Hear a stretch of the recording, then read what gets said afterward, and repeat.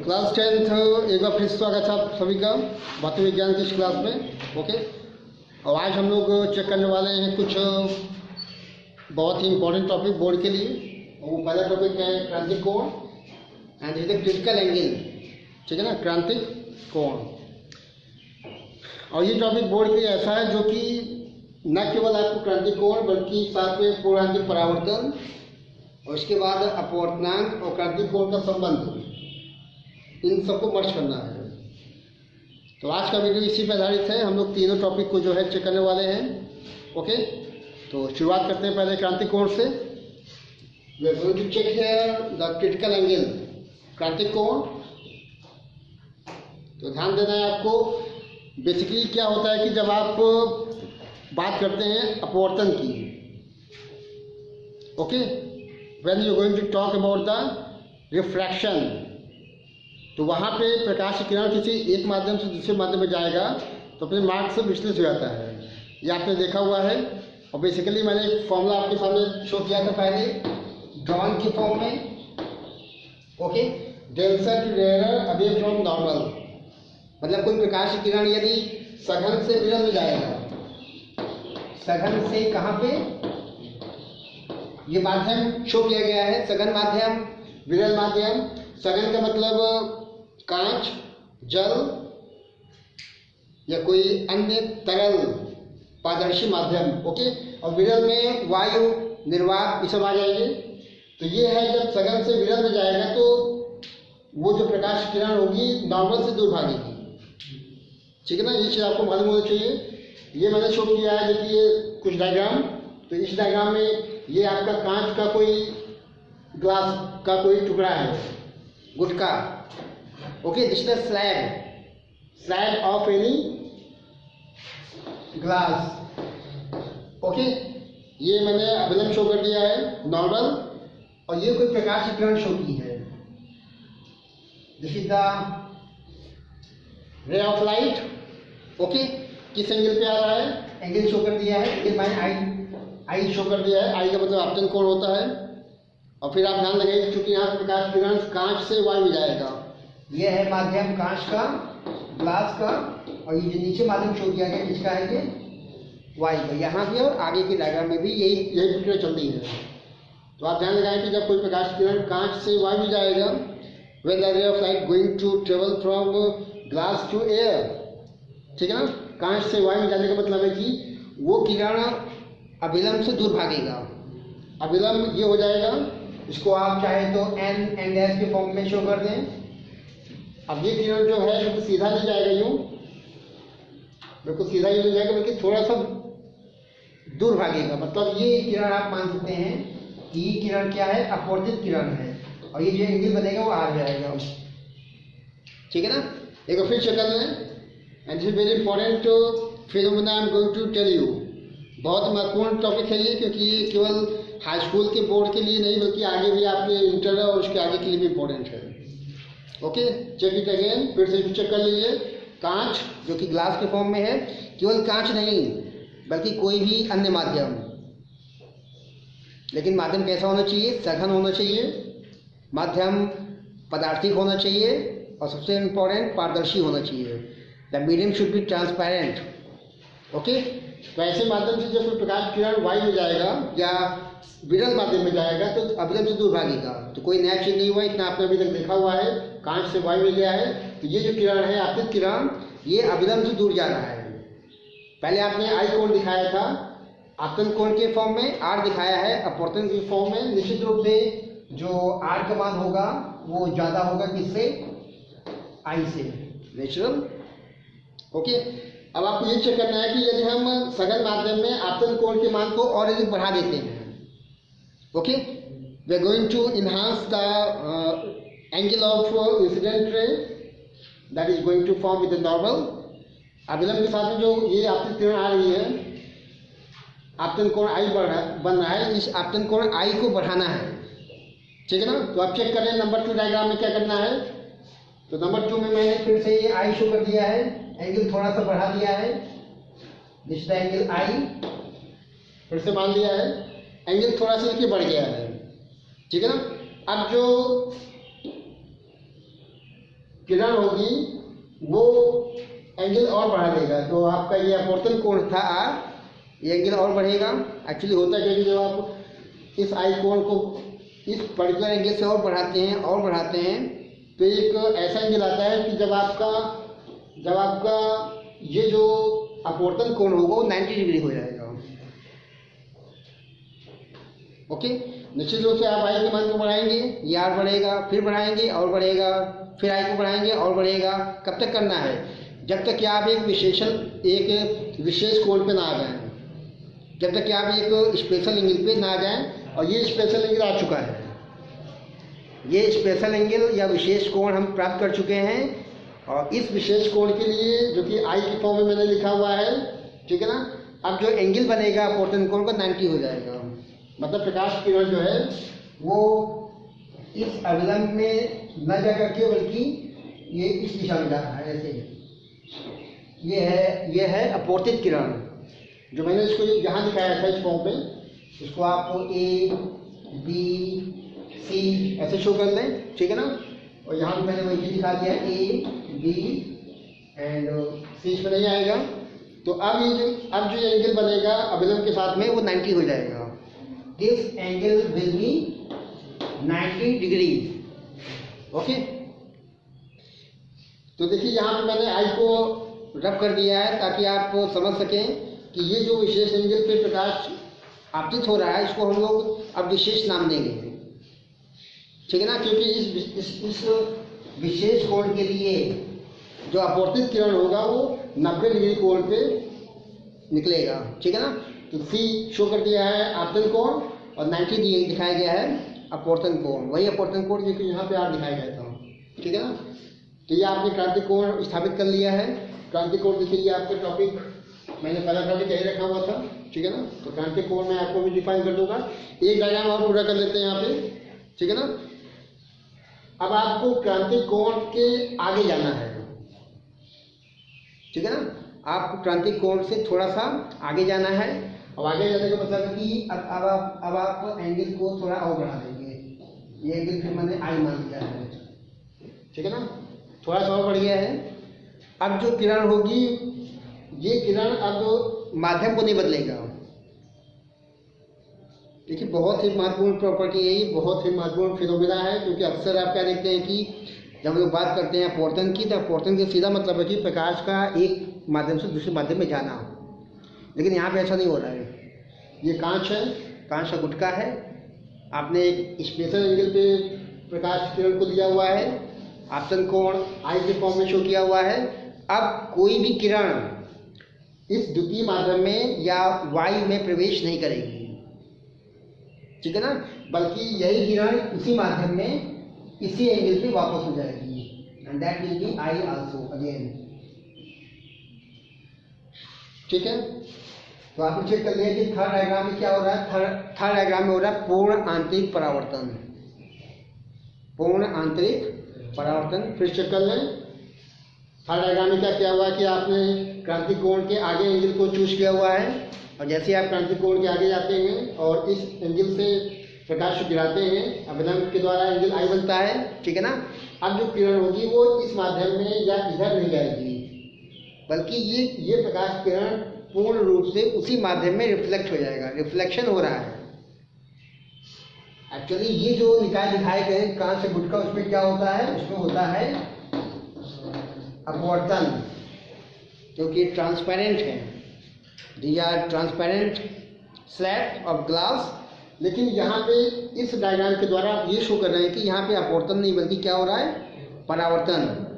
क्योंकि जो भी किरण यहाँ पे आपने ड्रॉ किया हुआ है, गिराया हुआ है, वो टोटली रिफ्लेक्ट हो रहा है उसी एंगल पे, ठीक है ना। इसको कहते हैं पूर्ण आंतरिक परावर्तन। तो डायग्राम चेक कर लें, पहले में क्या हुआ है, नंबर 2 में क्या है, थर्ड में क्या है। पूर्ण आंतरिक परावर्तन घटना अगर पेपर में आपकी आती है तो आपको तीनों डायग्राम को लेकर चलना पड़ेगा, एक्सप्लेन करना पड़ेगा। ओके, तो ये थर्ड डायग्राम चेक कर लेंगे पूर्ण आंतरिक परावर्तन के लिए। तो देखिए तीनों डायग्राम होने के बाद अब आपको डिफाइन करना है क्रांति कोण को। ओके, जो कि हम लोग का पहला टॉपिक आज के लिए होना चाहिए था। This is the critical angle, क्रांतिक कोण कैसे डिफाइन करना है। तो क्रांतिक कोण डिफाइन करने के लिए आपको पहली शर्त ये याद कर लेनी कि क्रांति कोण हमेशा तभी फॉर्म होगा जब आप सघन से विरल में जाएंगे। तो यहाँ देखिए सघन से विरल में आप जाते हैं, नंबर 2 डायग्राम चेक कर लेंगे। तो यहाँ से डिफाइन करें क्रांति कोण को, क्या बनेगा, सघन माध्यम में बना वह विशेष आपतन कोण। ठीक है, अगेन सघन माध्यम में बना वह विशेष आपतन कोण जिसके संगत विरल माध्यम में बना अपवर्तन कोण 90 डिग्री होता है। ठीक है ना, फिर चेक कर लें, सघन माध्यम में बना वह विशेष आपतन कोण जिसके संगत विरल माध्यम में बना अपवर्तन कोण 90 डिग्री होता है, वह विशेष आपतन कोण क्या कहलाएगा, क्रांति कोण। ओके, तो देखिए यहाँ पे मैंने परिभाषा लिख दी कि सघन माध्यम में बना वह विशेष आपतन कोण जिसके संगत विरल माध्यम में बना अपवर्तन कोण 90 डिग्री होता है। डायग्राम भी शो कर दिया, ये भी आपकी डिफिनेशन हो जाएगी। अब हम लोग चेक करते हैं इसका जो फॉर्मूला है, स्नेल का नियम। ओके, क्या करेंगे, स्नेल लॉ यूज कर लेना है। तो देखिए स्नेल का नियम यूज कर लेना है यहाँ पे। ओके, और स्नेल का नियम क्या कहता है कि यदि आप किसी एक माध्यम दूसरे माध्यम में जाते हैं तो पहले माध्यम में आपतन कोण की जा और दूसरे माध्यम में अपवर्तन कोण की जा का अनुपात जो होता है वो पहले माध्यम के सापेक्ष दूसरे माध्यम का अपवर्तनांक कहलाता है। तो यहाँ देखिए चूंकि उल्टा हो रहा है, यहाँ प्रकाश किरण सघन से विरल में जा रहा है। ओके, तो हम लोग लिखेंगे एन का मतलब क्या है, अपवर्तनांक। और क्या क्या नियम होता है कि किसके सापेक्ष किसका। तो यहाँ चूंकि कांच से वायु में गया है, 2 से 1 में गया है। 2 का मतलब क्या है, 2 का मतलब है ग्लास या कांच, और 1 का मतलब क्या है, वायु या निर्वात। ओके, विरल माध्यम। तो ये लिख देना है, क्या नियम होता है, sine i upon sine r, sine i upon sine r. अब आप ये ध्यान दें कि इस डायग्राम के लिए नंबर 2 वाले के लिए आपतन कोण आई की जगह से लिखना पड़ेगा। ध्यान देंगे, for this particular diagram you have to check that value of i should be equals to c and value of r should be equals to 90। Okay, तो यहाँ पर मैं ऊपर लिख देता हूँ कि जो एंगल आप लिखने वाले हैं, आई का मान कितना हो जाएगा, आई का मान सी हो जाएगा और आर का मान कितना होगा 90। इन दोनों को यूज कर लेना है। तो मैंने यहाँ लिख दिया साइन आई की जगह क्या लिख दिया, साइन सी। ओके, और नीचे लिख दिया साइन आर, साइन आर का मतलब साइन 90। कोई दिक्कत नहीं है, साइन 90 कितना है 1। तो यहाँ से बनेगा n2 n1 इक्वल टू ऊपर है साइन सी और साइन 90 1 होता है, साइन 90 कितना है 1। तो ये केवल इतना बचेगा। इसको आप क्या लिख सकते हो, क्योंकि यहाँ पे आप लगा सकते हैं रिवर्स का नियम अपवर्तनांक के लिए, जिसको मैं लिखूंगा 1/1 and 2। Okay, and that is equals to sine c. ठीक है, पूरा फिर से रिवर्स कर लो, तो ये बनेगा 1 and 2 इक्वल टू 1/sin सी। ये है बहुत ही important formula. Okay, 1 and 2 equal to 1/sin c. और यदि आप ध्यान रखें कि यदि प्रकाश कांच से वायु में जा रहा है, कांच का मतलब ग्लास और वायु का मतलब एयर, तब क्या लिखा जाएगा, तब लिखा जाएगा ANG। अबे 1 and 2 का मतलब क्या है, 1 का मतलब पहला माध्यम और 2 का दूसरा माध्यम। तो एक माध्यम मैंने वाई लिखा दिया विरल वाले को, 2 वाले को सघन मान लिया है। तो अभी फिर लिखूंगा 1/sin सी। तो ये फॉर्मूला को चेक कर लेना है। ये क्रांति कोण, ध्यान देंगे जो था आपको टॉपिक था अपवर्तनांक और क्रांति कोण का संबंध, and this is the relation between the refractive index of the medium and the critical angle C. Okay, तो दोनों में संबंध हो जाएगा। तो देखिए फाइनली आपको ये फॉर्मूला मिल चुका है जो कि अपवर्तनांक और क्रांति कोण का एक स्पेशल संबंध है। आपको चेक कर लेना है, इस पर क्वेश्चन आते हैं। ओके,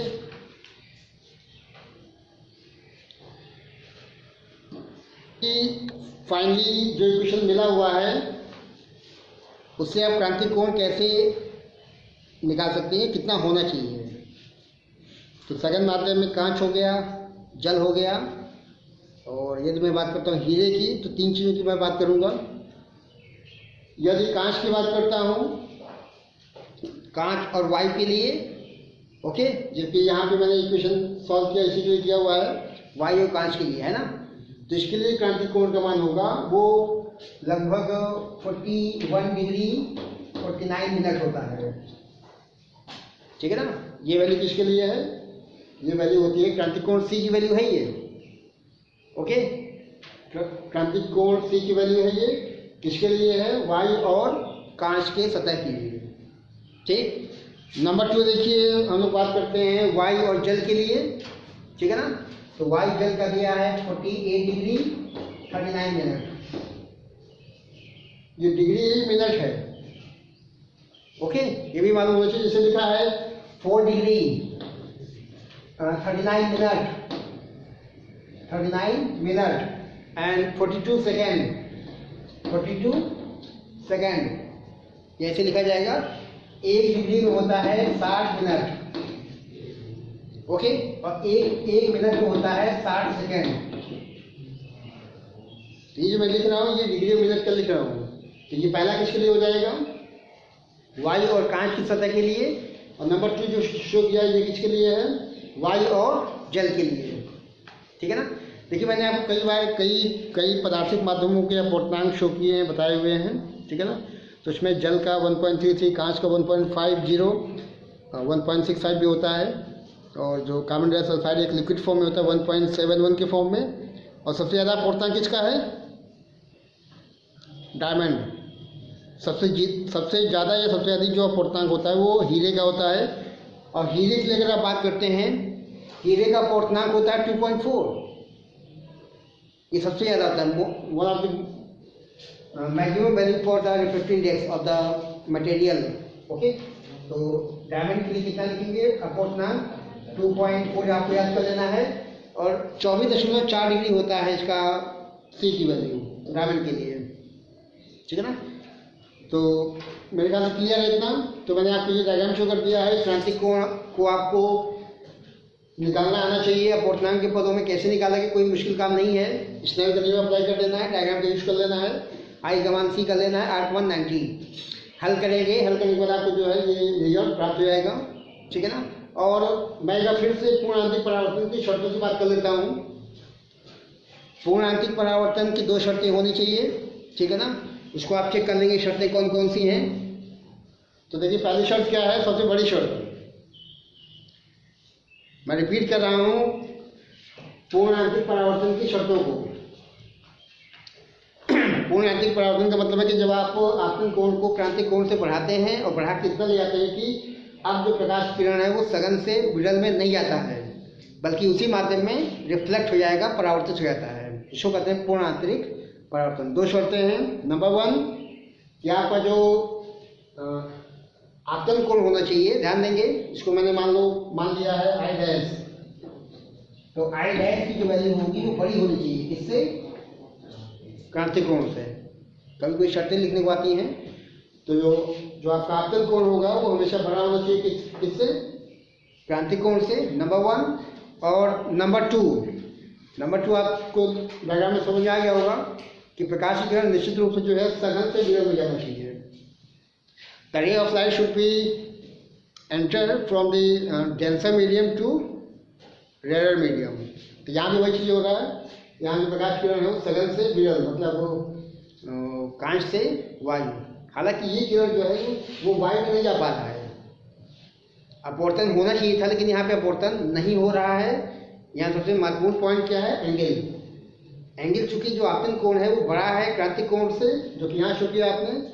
और क्रांतिक कोण पे क्या आता है? क्रांतिक कोण पे जो एंगल सी से अगर आप प्रकाश को ड्रॉप कराते हैं तो ये जो है 90 के कोण पे अपवर्तित हो जाता है। एक होता है ऑप्टिकल फाइबर। इसके तमाम एग्जाम्पल आप दैनिक जीवन में देख पाते हैं। जैसे आप ये चेक करें कि हीरा क्यों चमकता है ना। तो डायमंड के चमकने के पीछे यही कारण है। उसके अंदर के जो नक्काशी की जाती है डायमंड के भीतर की, तो उसके अंदर एंगल ऐसे बनाए जाते हैं कि ताकि जब प्रकाश के अंदर प्रवेश करे तो वो बाहर नहीं निकल पाती है। और वही प्रकाश किरण जो है लगातार अंदर ही अंदर घूमती रहती है, इसीलिए डायमंड ग्लो करता है, नंबर 1। और सेकंड होता है ऑप्टिकल फाइबर। ऑप्टिकल फाइबर प्रकाशिक तंतु। और प्रकाशिक तंतु आपको मालूम होना चाहिए कि प्रकाशिक तंतु आज की डेट में जो डाटा होता है, जो संदेश होते हैं, इलेक्ट्रॉनिक संदेश, उनको ले जाने का बहुत बड़ा माध्यम है, क्योंकि उसके अंदर जो संदेश होते हैं वो स्पीड ऑफ लाइट से चलते हैं, ठीक है ना। तो ऑप्टिकल फाइबर के अंदर भी यही घटना होती है। प्रकाशिक तंतु या ऑप्टिकल फाइबर के भीतर भी टोटल इंटरनल रिफ्लेक्शन, पूर्ण आंतरिक परावर्तन की घटना होती है, ठीक है ना। एक चीज और समझ लें कि ये जो आपका एन की वैल्यू सी के पद में निकल रहा है, या क्रांतिक कोण की अगर बात करते हैं, क्रांतिक कोण की सी कैसे लिखेंगे, साइन सी इक्वल टू 1/1/2 लिखा हुआ है। तो सी की जो वैल्यू होगी डिपेंड करेगी एन के ऊपर, ठीक है ना। और कैसे आपको याद कर लेना है, कैसे याद करना चेक करें, आपको मैंने प्री में बताया हुआ था, ओके। श्वेत प्रकाश शो किया था, और ये जो है आगे चल के 7 रंगों में जो है ये डिवाइड हो गया था, ठीक है ना। तो आप चेक करें कि जो वायलेट था सबसे ऊपर, सबसे नीचे था, बैगनी सबसे नीचे, लाल सबसे ऊपर। तो एक फॉर्मूला था डेल्टा m = n-1a। विचलन कोण सबसे ज़्यादा किसका हुआ है, बैगनी का, मतलब बैगनी का जो अपवर्तनांक है सबसे ज़्यादा होता है, ध्यान दीजिए, बैगनी का अपवर्तनांक सबसे ज़्यादा, तो इसके लिए क्रांतिक कोण सबसे कम, ठीक। बैगनी का अपवर्तनांक सबसे ज़्यादा, तो क्रांतिक कोण सबसे कम। और लाल रंग की किरण के लिए एन का मान या अपवर्तनांक का मान सबसे कम, तो क्रांतिक कोण सबसे ज़्यादा। इसका संबंध आपको मालूम होना चाहिए, क्योंकि पुराने टॉपिक थे जो आपने पढ़ा था विचलन कोण, ओके। और यहाँ से उस फॉर्मूले को यहाँ पे जब चेक किया गया है तो आप ये पाते हैं कि क्रांतिक कोण जो है एन पर डिपेंड करता है, ठीक है ना। तो ये सारे टॉपिक आपको चेक कर लेना फिर से। क्रांतिक कोण मैंने बता दिया है, क्रिटिकल एंगल, ओके। जबकि यहाँ पे देखिए लिखा है इसका डेफिनेशन आपको चेक कर लेना है। डायग्राम जरूर बनाएंगे तीनों। क्रांतिक कोण आएगा तभी बनाना पड़ेगा, पूर्ण आंतरिक परावर्तन पूछेगा तब भी आपको तीनों डायग्राम लेकर चलना पड़ेगा, ओके। और इसके बाद जो मैथमेटिकल पोर्शन है उसको आप लेके चलेंगे। फाइनली जो है जब रिजल्ट निकल जाएगा तो उसका आप इंटरप्रिटेशन कर लेंगे, उसको चेक कर लेंगे। पूर्ण आंतरिक परावर्तन मैंने आपको बता दिया है। पूर्ण आंतरिक परावर्तन की परिभाषा भी आती है, उसकी दो शर्तें भी लिखने को आती हैं। तो शर्तें में हम लोगों ने क्लियर कर लिया है। एंड आज के लिए इतना ही, okay. Thanks for watching my video. Thanks to all of you.